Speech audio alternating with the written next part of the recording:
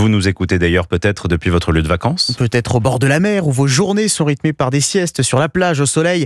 C'est très agréable, effectivement, et parfois il est tentant de rester en maillot de bain ou même torse nu pour circuler sur la voie publique, sauf que c'est interdit dans plusieurs stations balnéaires, notamment au Sables d'Olonne en Vendée. Là-bas, le maire mène une bataille sans relâche contre ces vacanciers un peu trop détendus. Laura Legault. 200 ans d'élégance sablaise, ce n'est pas pour finir en slip dans nos ruelles. Le message est clair. Depuis 2019, interdiction de se promener torse nu dans les rues des Sables d'Olonne.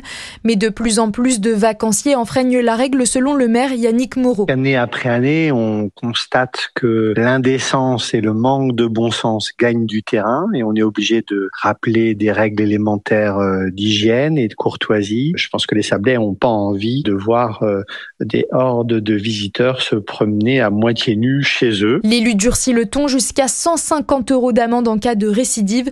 Une mesure appréciée des commerçants comme Christophe, gérant d'un restaurant sur la plage.